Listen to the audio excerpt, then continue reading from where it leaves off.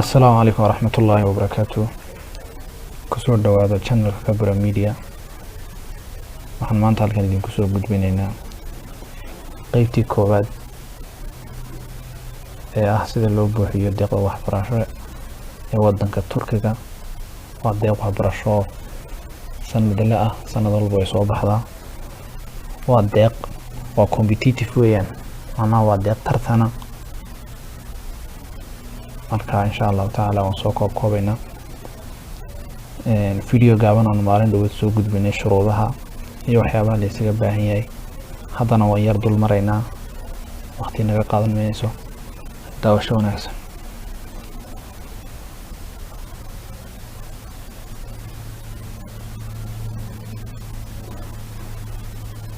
website-ka laga galayo ama link-ka laga galayo oo laga buuxinayo waxa weeyaan waxaad ku qorsaa Turkiya Burslari Scholarships. waa kana waa link-ga ugu horeeya. screen-kan oo ayaa ku soo baxaya. marka shuruudaha hadan dul yar yaacno. criteria-ga qofka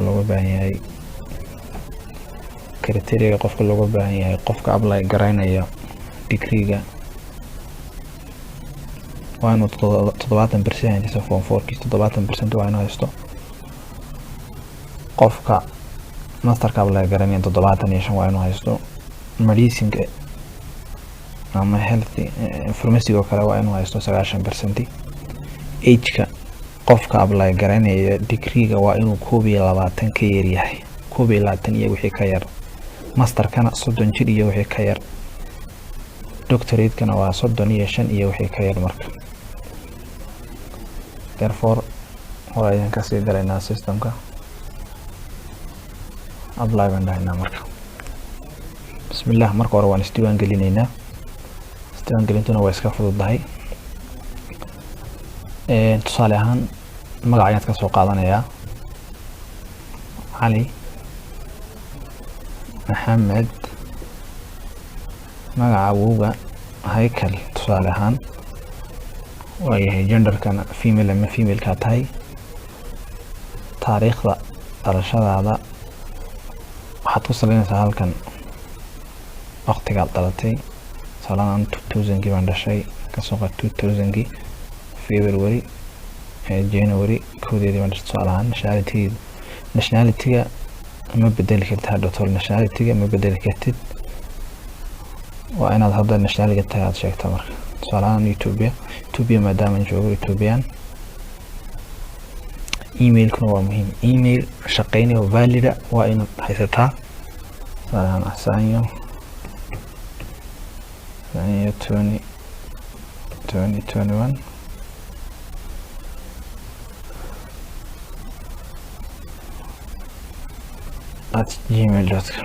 @gmail.com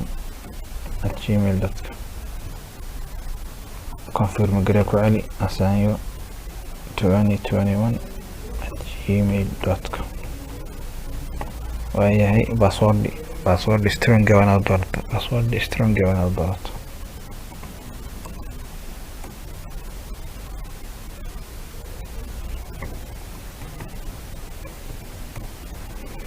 waa yahay secret question.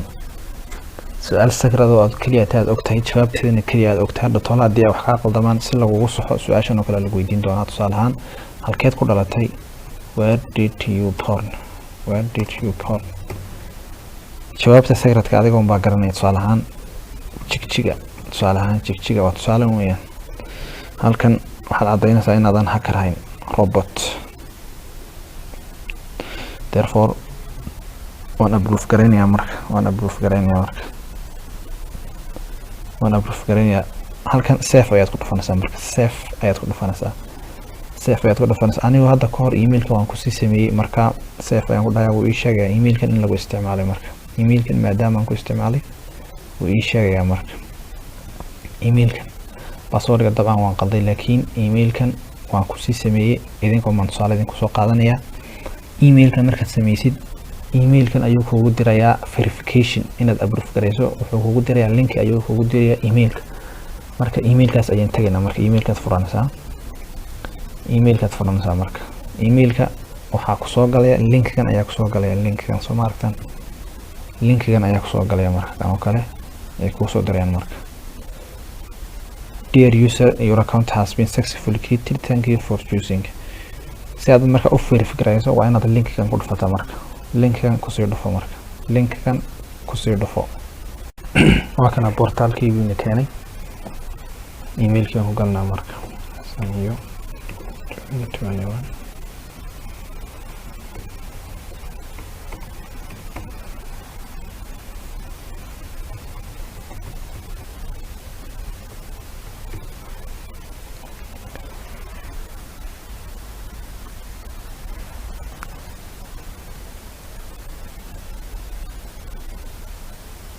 وكان personal information family information contact information education information intan meeshaad ku aragtaan baa la buuxinayaa marka tig haddaani horaan usii buuxiyey laakiin waan ku laabanaynaa sample ahaan waan kasoo qaadanaynaa marka mar waliba oo aad rabto inaad section buuxiso edit ayaad dhahaysaa marka waa kana qaybtan horaan ugu soo buuxiyey magaca waa cali maxamed هيكل female أنا ميل واحد هاي status كاغا ما تقولستي مثلا single آيات هاي single تاريخ ذاتي تاريخ ذا مهم ويان هدي أدقري بوحينسو وإناد كيرتاي كوبي اللاباتن سنة وإناد كيرتاي كوبي اللاباتن سنة ومهم ويان هدي كلا سيستم كما قبلي ودن كاد كودالتي إثيوبيا وهي magaalada jigjiga maadaama ay ku jireen faafan baa ugu dhow marka faafan waayahay ID-gaad ku buuxinaysaa marka ma passport mise waa identity card kolba kii aad ku buuxinaysaa tusaale ahaan haddaad ID haysato ID card baad dhahaysaa waa ID numberkii iyo isagoo scan ka soo qaaday baad soo gelinaysaa marka scan ka soo qaaday marka aan ku example aan ku buuxiyey scan ka soo qaadaysaa marka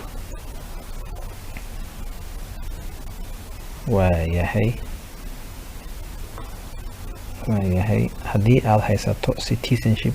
waddan kale ah halkan aad tig siinaysaa marka citizenship waddan kale aad haysato halkan aad tig siinaysaa marka kadib waad buuxinaysaa marka haddii aanad haysanina tig ma siinaysid saasaad ku dhaafaysaa marka diinta aad haysatid islaam sunni qoomiyadaada Soomaali wax disability ma leedahay hearing loss ma qof dhagalaatay ma qof lugla ma mental illness haddana waxba lahayn I don't have any disability oo dhahaysaa marka I don't have any disability halkan diintu waxaa lagu providing this information qasab maaha inaad soo gudbiso evaluation ka lagu sameeynaya waxba macnaha kuma kordhinayso waa ogaansho kaliya tooyin marka halkan sawirka waa inaad soo gelisaa sawir aad gashay 6 bilood ee ugu dambeysay halkan ayaad ka soo gelinaysaa marka 6 bilood ee ugu dambeysay waa inaad soo gelisaa marka choose anigoo hadda sawir sample aan ka soo gelinaya marka sawir sampleska sawir iska example aan soo geliyo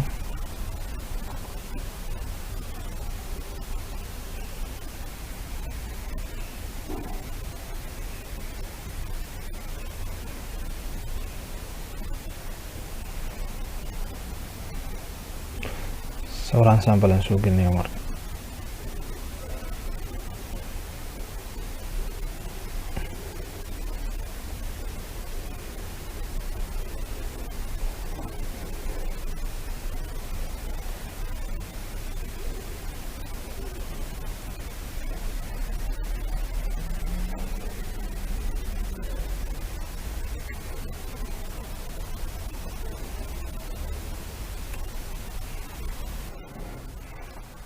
sawirku waa inuu ahaado sawir aad gashay 6 bilood ee ugu dambeysay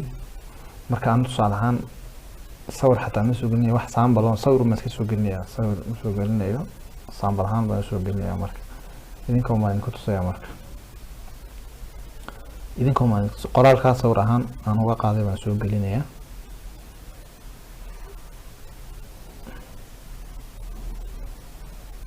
halkan qayb buu igu yar celiyey khadka oo xun darteed igu yar celiyey religioskaaga islaam sunni qoomiyadda soomaali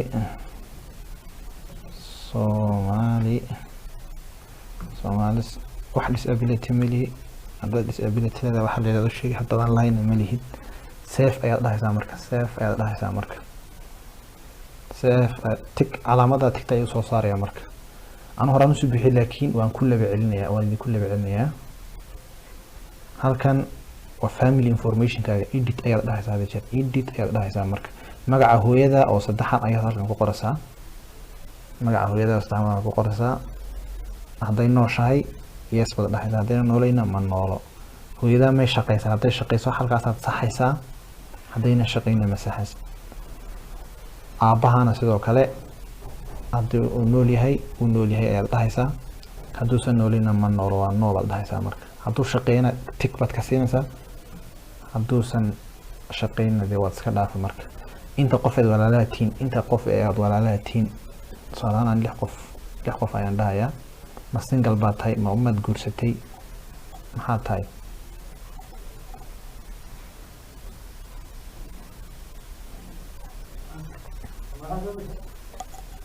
halkan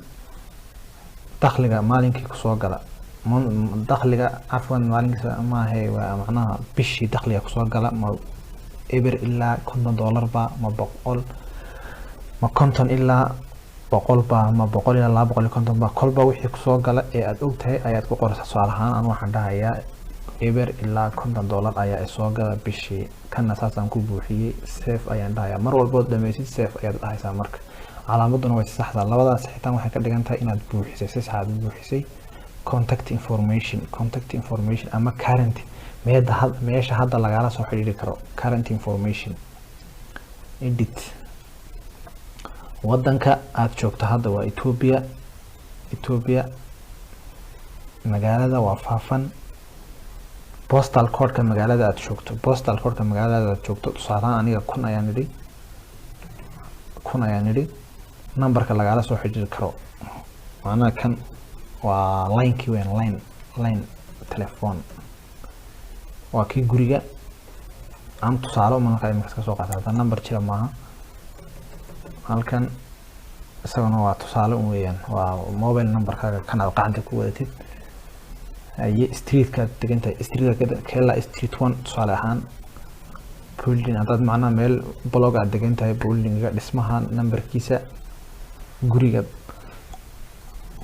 numberkiisa halkan wuxuu ku leeyahay my contact information is different from my residential information haddii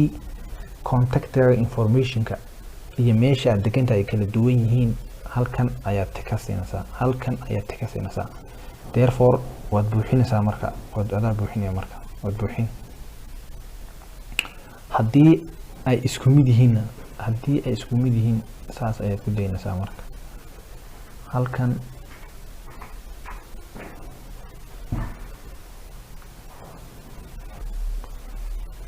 haddii ay isku mid yihiin sidan ayaad ku daynaysaa marka halkan maxaa ku qoran how long have you been residing in this address macnaha addresskan halkan ilaa iyo goorme ayaad joogtay od residential ku ahayd tusaale ahaan 22 sano tusaale ahaan dad 22 sano joogtay waxaad dhahaysaa 22 halkana yearka un baad saxaysaa marka haddii aad 22 bilood joogtayna 22 bilood ayay noqonaysaa haddaad 22 sano joogtayna hadba inta sanad meesha joogtay ku qoraysaa marka halkana waxa weeyaan waa social media halkan waad iska buuxsan kartaa Facebooka Twitterka aad ku buuxsanaysaa marka waayahay tan asaasan ku dhaafaya marka save ayaan dhahayaa marka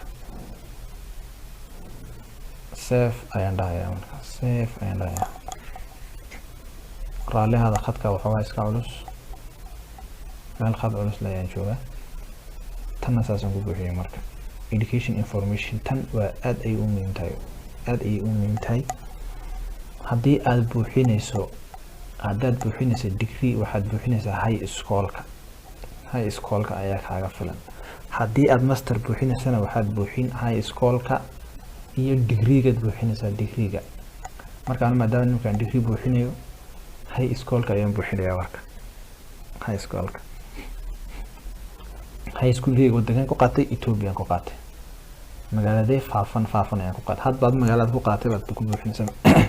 iskuulkaad ku qaadatay dabcan markaad wadanka iyo magaalada buuxiso iskuulada ku yaala magaaladaas isaga si automatic u soo gelinaya marka tusaale ahaan anu waxaan ku qaatay Jigjiga high school ayaan ku qorayaa oo saas u soo baxaya marka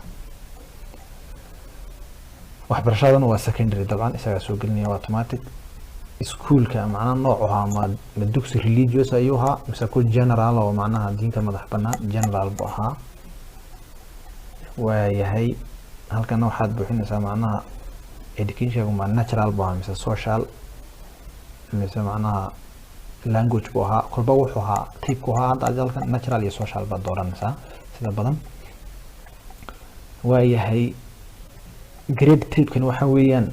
form 2-ga ama tobnaadka marka aad imtixaanka certificate-ka aad marto dhibcaha waxa lagu xisaabiyo ma 100 baa lagu xisaabiyaa ma 4 baa lagu xisaabiyaa ma 10 ayaa lagu xisaabiyaa hadba wixii wadankaaga laga xisaabiyo ayaad ku qoraysaa marka haddii uusan wadankaaga ku jirin waxaad samaynaysaa 100 baad bedelaysaa marka hadduusan ku jirin 100 isaga bedel 100 baad bedeli wixii uu ka noqdo inta percent ka noqdo meesha ku qoraysaa marka halkan aniga 4 baa laga isticmaalaa 4 ayaa laga isticmaalaa 4 haddaba inta aan ka keenay grade-kii inta aan ka keenay tobnaadkii ama form 2 inta aan ka keenay ee bartan ku qoraysaa haddaad 4 buuxo keentay 4 baad ku qoraysaa haddii aad wax ka yarka tusaale ahaan 2.5 ayaan keenay tusaale ahaan 2.5 ayaan keenay 2 decimalkiina halkan aan ku qorayaa marka 2.5 halkan aan ku qorayaa marka 5 to 5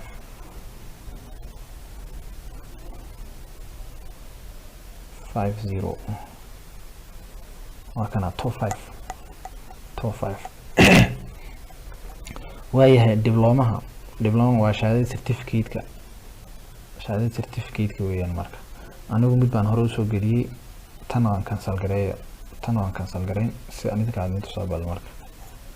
delete maska dhaya saadkeed halkan aan ka soo gelinayaa marka waad soo gelinaysaa waa tan marka aniga tobnaadkayga waa tan soo geliyay transcript-ina waan soo gelinayaa transcript-ina waa tan aan soo geliyay waayahay intaa markaan soo geliyo hoos ayaan soconayaa halkan maxaa ku qoran have you achieved any significant ranking wax darajo ma ka gaadhay haddii aad darajo ka gaadhay xaaba dhahaysaa haddii aad ka gaadhay nooba dhahaysaa tusaale haddii aad ka gaadhay ma iskoolkaad ka gaadhay ma wadanka ma magaalada kolba wixii aad ka gaadhay tusaale ahaan iskoolka ayaan ka gaadhay iskoolkaan dhahayaa marka darajadii kaalintee ka gashay koowaad ka gashay ma labaad ka gashay ma saddex iska dheh tusaale ahaan haddaba kaalinta aad gashay haddii aad wax caddayn u haysid oo lagu siiyey certificate waad soo gelinaysaa marka halkan aad ka siinaysaa waad soo gelinaysaa haddii aadan wax caddayn u haysaninna waad saasaad ku dhaafaysaa marka halka markaad maraysid I go to university admission for exam result tanna waa form 4 ama 12 exam result ma qaadatay yes haddaad qaadan ma qaadan haddii aad qaadatayna yes ayaad dhahaysaa marka haddii aad qaadatay yes ayaad dhahaysaa marka tusaale Ethiopia maadaama ku soo bixiyay Ethiopian Higher Entrance Examination Result weeyaan magacana loo yaqaan university exam-ka waa general waxay dhigan tahay date-ka aad qaadatay labtoonaadkii date-ka aad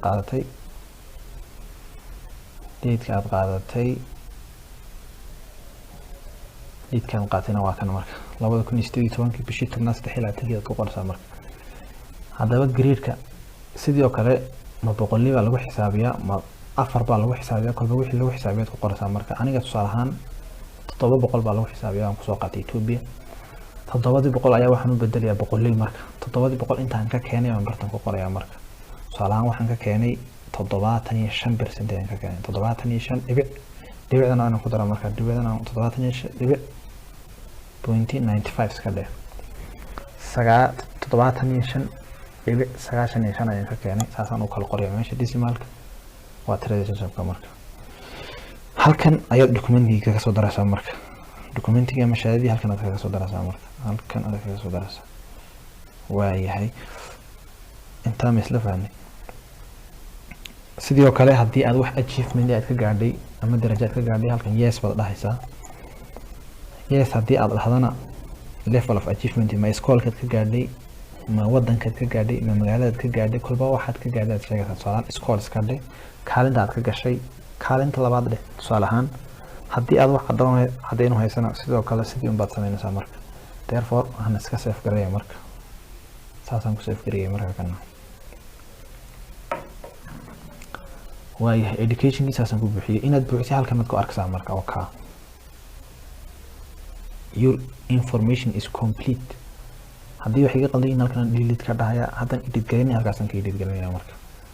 aan ka gudba marka language details marka language details language-ka koobaad waxa weeyaan native language luqadda waa rasmiga luqadaada hooyo native-kaaga luqadaad u dhalatay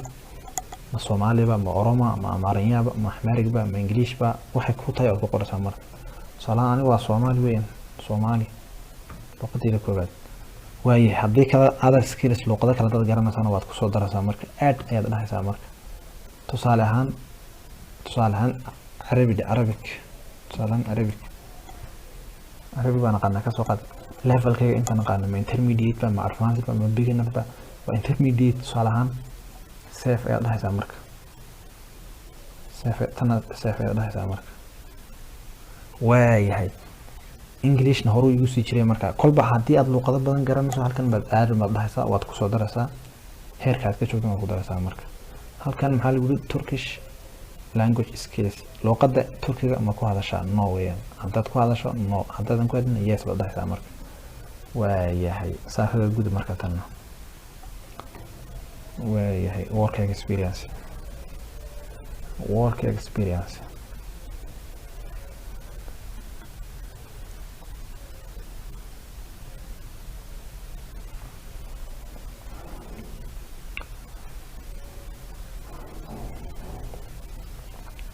halkan haddii aad shaqaysay halkan aad kaga daraysaa marka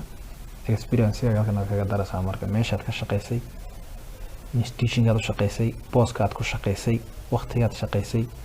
hadda ma u shaqaysaa mise waad ka tagtay intan baad ku wada qoraysaa marka work experience ama country wadanka macnaha ka shaqaysay waa Ethiopia tusaale ahaan Ethiopia institution-gaad u shaqaysay waa iskool tusaale ahaan iskool hebla tusaale ahaan Bilaal iskool tusaale ahaan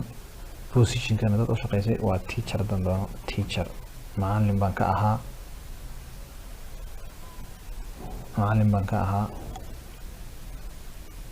waa macallin ninkana marka macallin hadda ma u shaqaysaa mise waad ka tagtay waan u shaqeeyaa haddaad tirahdid halkan ayaad ka simaysaa implement waqtigii aad bilowday macnaha shaqada waxaan bilaabay 2019 ilaa hadda waan u shaqeeyaa waayahay waqtigaasaan bilaabay responsibility-ga ayadaan ku yar qeexaysaa ardaydan cashir u dhigaa tusaale ahaan ardayda waxaasaan u dhigaa noocaas oo kale certificate caddaynaysa macnaha work experience caddaynaysa inaad shaqaysana waad soo gelinaysaa marka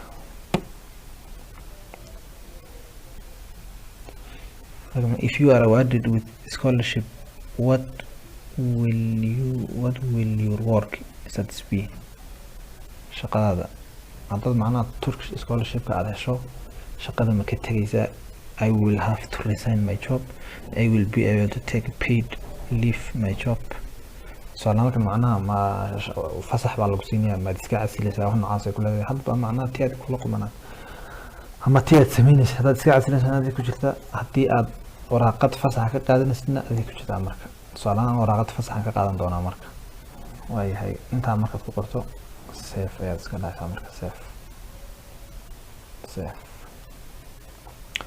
waan ka dhownahay ala dulqaato academic qualification halkan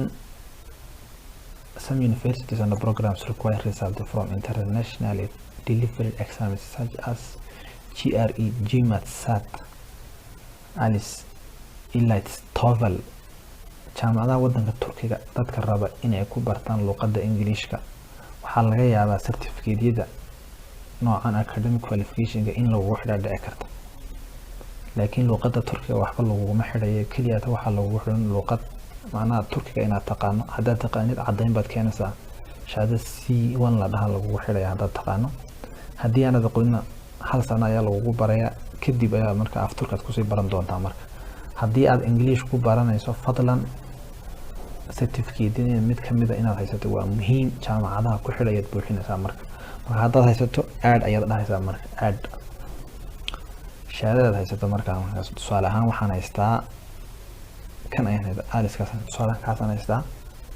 exam date-ka waqtigii aan qaatay 2019 baan qaatay January 2 baan qaatay tusaale ahaan point tape macnaha ma verbal ba ma equal weight ba tusaale ahaan waa verbal ka soo qaad waayahay grade-kuna intaad keentay macnaha 9 baan keenay ka soo qaad 9.02 baan keenay ka soo qaad tusaale ahaan wadanka ka qaatay Ethiopia providing document caddaynaya inaan qaatay waa inaad soo geliso waa muhiim intaa markaan dhameeyo waxaan dhahayaa safe ayaan dhahayaa marka haddii aanad haysanin fadlan tan waad iska dhaafaysaa haddii aanad haysanin waad iska dhaafaysaa qasab maaho hadhow tole waxaad buuxin jaamacadaha aan u baahnayn kuwan jaamacad aan kaa rabin ayaad heli doontaa social activitieskuna waxa weeyaan haddii aad wax voluntary aad soo samaysay haddii certificate participation aad soo qaadatay award project iyo wax noocaas oo kale halkan aad baad dhahaysaa marka aad award project certificate scholarship wixii lagu award gareeyay aad haysatid baad aad tusaale ahaan certificate baan haystaa certificate ayaan tusaale ahaan name enter the name of the award ama project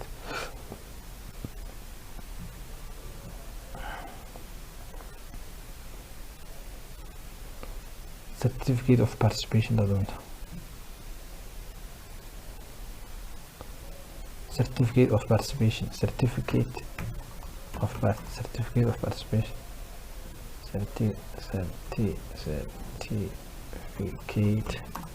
of participation waayahay waqtigan qaatay waxaan qaatay 2020 baan qaatay February 4 baan qaatay tusaale ahaan institution ka qaatay waxaan ka qaatay Bilal School tusaale ahaan weeyaan maxaad ku qaadatay marka fieldiga maxaad ku qaadatay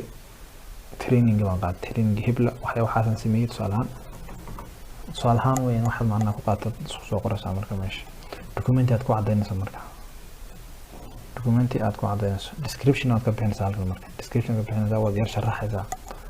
qaabka u sharixi lahayd adiga ayaa garan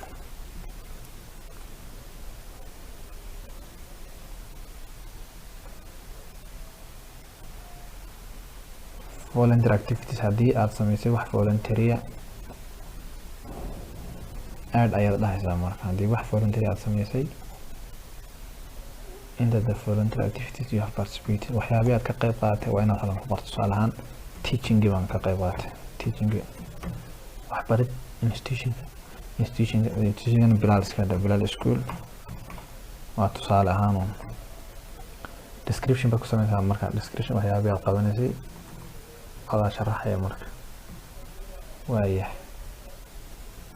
waan sii dhamayn rabnaa in yar baa nagu dhiman Turkey experience tan waa muhiim weeyaan aad bay muhiim u tahay halkan maxaa lagu yiri are you in Turkey now or have you ever been in Turkey hadda ma Turkey baad joogtaa ama hadda ka hor Turkey ma joogtay no ma joogin haddaad joogtayna waad joogtay dee waad sheegi insha Allah haye please specify how you learned macnaha saad ku ogaatay scholarship-kan ma through website ba ma advertisement ba ma media ka aragtay ma waxaad ka aragtay YouTube-ka maxaad ka aragtay ma social media kolba waxaad ka aragtay soolaan social media ka arkay do you have a relative who is currently or was previously holder of a Turkish scholarship ma leedahay ana relative qaraabo hadda holder ah ama hadda korba aha Turkish scholarship ma leedahay macnaha qof qaraabinkiisa oo fursadan helay miyaa jira yes or no haye anu may baan dhahayaa do you have any relative in Turkey macnaha relative qaraabo kugu nool Turkiga ma leedahay haddaad leedahay yes haddaadan lahayn mali anu malihin ma baan dhahayaa marka laakiin waxa qurux badan inaan noola dhahdii jira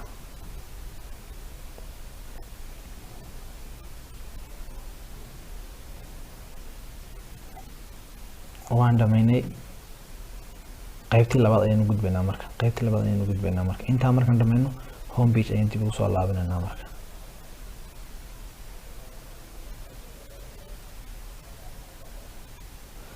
therefore halkan ayuu nagu tusayaa waxyaabaha aan buuxin karno halkan ayuu nagu tusayaa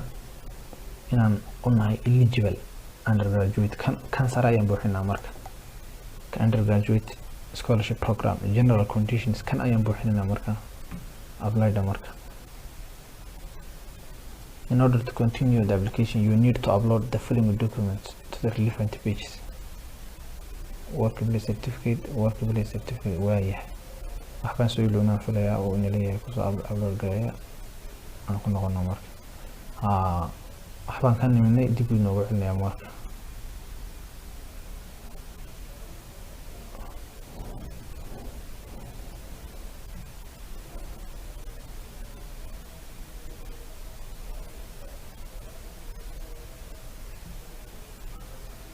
halkan waxbaa dib inooga celiyay laakiin left baan edhiba work experience weeyaan waayahay home page dib u noqo marka apply garaa marka attention baa loo leeyahay inta aanad hore usii soconin fadlan akhri before proceeding to fill the details on the scholarship program please check the information you have provided if you provide halkan muhiimad waxa weeyaan macnaha waa inaad iska soo hubiso qaybtii hore inaad si fiican u buuxiso haddii aad rabto inaad si fiican u buuxiso waxaa muhiim ah inaad hore u socoto marka start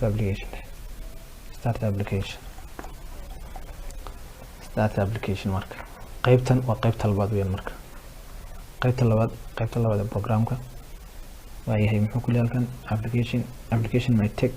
30 to 50 minutes based on whether you have prepared your documents or not waayahay qaybtan si fiican ayaad u akhrinaysaa marka muxuu ku leeyahay bachelor degree waa inuu ka yaraado waa inuuna dhalanin ka hor bisha koobaad kowdeeda 2000 aduu 21 sano weeyaan waa dadka degree-ga buuxinaya weeyaan anu maadaama degree soo buuxiyay hadda taariikhdaas igu xulaya ka hor waa inaanan dhalan waa halkaasi wixii ka dambeeyay inaan dhasho marka waa inaan si fiican u akhriyo therefore maxaan dhahayaa I have read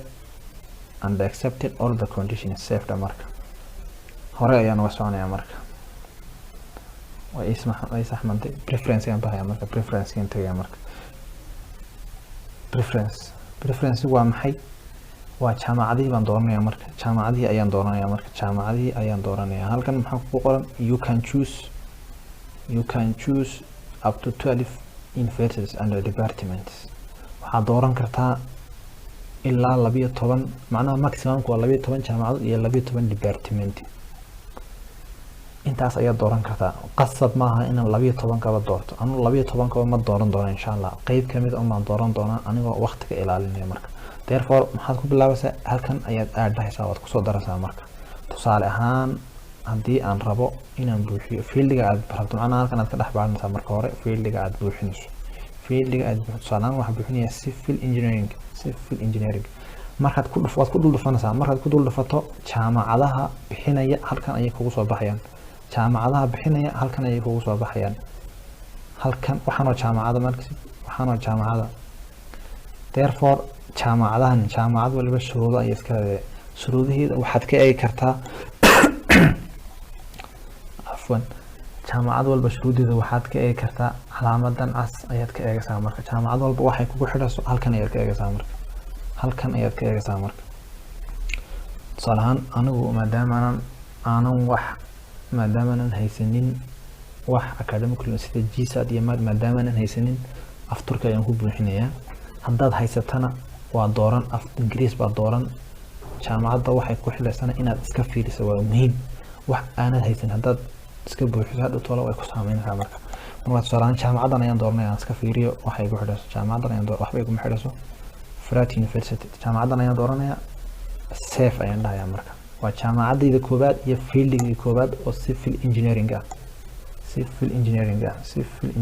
marka waa kana ku labaadna waa inaan ku darsado. ka labaadna maxaan ka dhiganayaa? ka labaadna fieldi kale waa inaan doorto. marka tusaale ahaan waa inaan doorto computer engineering tusaale ahaan. therefore isaguna jaamacadaha bixinayo dhan waa kuwana. jaamacadaha qaar baa 30% ingiriis bixinaya. tusaale ahaan taa 30% ingiriiska bixinaysa shuruudaha maxay ku xidhaysaa? TOEFL 84 iyo UDS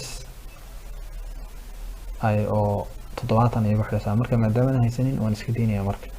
jaamacadda waxaan raadinayaa ana waxba igu xidhayeen. tusaale ahaan Galatasaray University Faculty of Engineering jaamacaddan inay waxba igu xidhaynin baan rajeynayaa. marka waxba iguma xidhayso jaamacaddan. waxba C1 bay igu xidhaysaa. C1 ayay igu xidhaysaa. C1 kaasna waa luuqad weeyaan. to ana waxba igu xidhaynin baan raadinayaa. marka tusaale ahaan tan oo kale waxba iguma xidhayso. kana kale waxba iguma xidhayso. jaamacaddan ayaan dooranayaa. marka safe ayaan dhahayaa. ilaa 12 waad buuxin kartaa. marka adigoo ka dhex dooranaya fieldiga iyo jaamacadda. anigu 12 ma buuxinayo, labadaas ayaan ku deynayaa. marka therefore had iyo jeer ta aad ka dhigaytay choice-ka koobaad ayaa lagu fiirinayaa. taa haddaad u qalmido choice-ka labaad, ka saddexaad, ka afraad, taas oo dhan baa lagugu wada fiirinayaa. markan inta aan rabo aan buuxiyo maxaan dhahayaa? I hereby agree to be placed in a different program than what I have chosen. halkan waxa lagu leeyahay macnaha waxaad saxeexaysaa, waxaad ogolaanaysaa in lagu qori karo jaamacad aanad ogolaan, laakiin preference had jeer kan ayaa lagu siinayaa. marka laakiin hadday dhacdo waa lagu leeyahay waa inaad ogaato. safe ayaan dhahayaa. marka safe ayaan dhahayaa. marka waayahay maxaan ku xigaa? letter of intent. halkan tanna waa muhiim, aad bay muhiim. halkan maxaa lagu leeyahay? Turkiya scholarship is a highly competitive scholarship program which annually receives more than wuxuu had jeer waxaa macnaha annually sanad walba waxaa soo xareeya in ka badan 150,000 oo qof oo codsade ayaa soo xareysta. maadaama ay saa tahay scholarshipku waa free laakiin waa competitive, waa ku lagu tartamayo weeyaan. oo had jeer macnaha dadka qualified-ka la qaadanayo weeyaan. marka si aad qualified u noqoto waxyaabaha laga baahan waa inaad si fiican isaga buuxiso. halkan maxaa lagu yidhi? It's compulsory to fill out this space for all degrees and the PhD candidates are required to write in English or Turkish.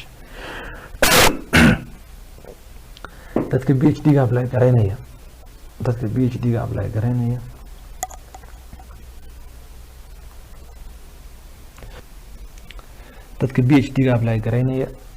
waxay ku qorayaan Turkish ama English, labada ayaa u bannaan. laakiin dadka digriga ah luqadda ugu fudud ee ay garanayaan bay ku qori karaan. xataa Soomaali waad ku qori kartaa. Arabic luqadda ugu fudud baad ku qoraysaa. marka maxaa la qorayaa? halkan si fiican u eg. In this section it's expected to explain the following detail. maxaa la qorayaa? Your academic experience and the social experience relating the field you wanted to take in education. macnaha maxaad u leedahay social iyo academic experience fieldiga aad rabto inaad macnaha Turkiga kusoo barato, iyo sababta Turkiga aad u dooratay inaad wax kusoo barato, iyo muhiimadda weeye macnaha qorshahaaga. The importance of your future plans. macnaha muhiimadda qorshayaashaada mustaqbaleed ee waxbarashada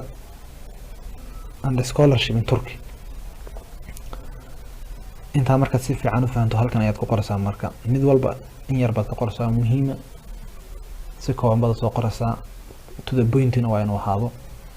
markaan waqtiga u yar darteed halkan waxaan ku dhaafayaa macnaha tusaale ahaan baan ku dhaafayaa. laakiin waxaa muhiima inaad intaad aad ka fiirsato ood soo diyaarsataa marka hore aad kadib markaa saa ku qorto.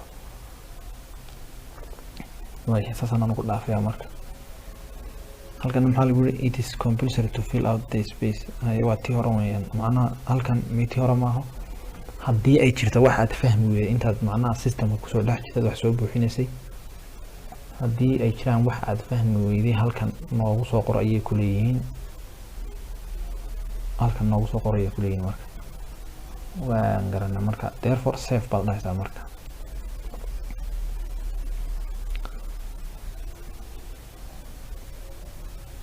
halkan waxaan ka tegay marka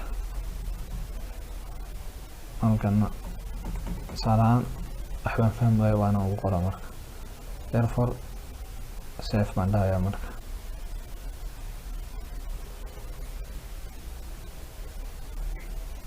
hadda halkan waxa weeyaan macnaha meeshaad interview ku qaadanayso wadanka iyo magaalada aad ku qaadanayso interviewga Ethiopian salaan ku qaadanayaan Ethiopia laba meelood ayaa lagu qaataa waa Addis Ababa iyo Xerar ana Addis Ababa dooranaya adiguna dad wadanka la joogto kulba meeshii ku fudud ee interview ku mari karto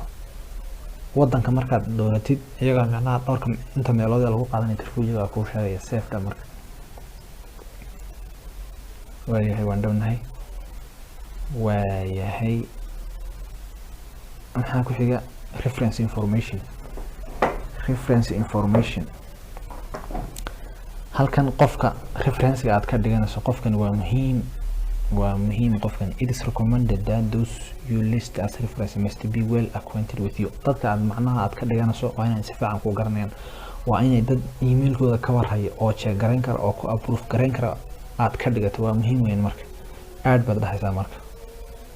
qofkaasi marka tusaale ahaan wuxuu noqon karaa qof maamulahaagii iskoolka macalinkaagii jaamacadda kolba wuxuu habaad ku qortaa marka name of macnaha nameka hebel dhaga marka qofka tusaale ahaan inuu yahay ka soo qaad Ali Maxamed inuu yahay ka soo qaad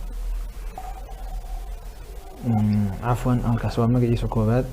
halkana waa magaciisa surname-kiisa halkan waxaad ku qortaa telephone number-kiisa ku qortaa marka telephone number-kiisa ku qortaa halkana waxa email-kiisa ku qortaa marka email-kiisa ku qortaa institution-ka uu joogo ama school bilaal school tusaale ahaan title-ka waa teacher ama director kulba wuxuu yahay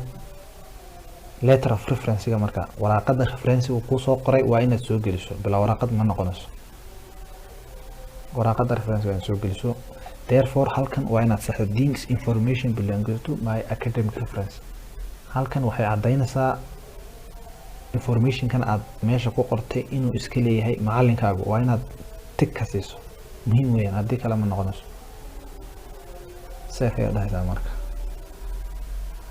hadda waxaa la soo gaadhay qaybtii ugu dambeysay oo ah summary wixii aan soo buuxiyey barbilow ilaa bardhamaad wixii aan soo buuxiyey halkan ayaa lagu soo koobaya waa inaad wada eegto waa inaad isha wada mariso haddii ay wax kaa qaldan yihiin dib ayaad ugu noqonaysaa haddii ay wada sax yihiinna hore ayaad uga soconaysaa waxaad dhahaysaa halkanaad saxaysaa marka halkanaad saxaysaa submit ayaad dhahaysaa marka submit anuu marka weli maadaama aanan buuxin aan laftigeeyo aan master buuxis lahay kan ayaan ku buuxinayaa submit ayaad dhahaysaa marka waan rajeynayaa inaad waxuun aad ka faa'iideen haddii aad wax fahmi weydaan commentiga hoos noogu soo qor ama waad nala soo xiriiri kartaa aad ayaad u mahadsantihiin fadlan adiguna channelka noo subscribe gare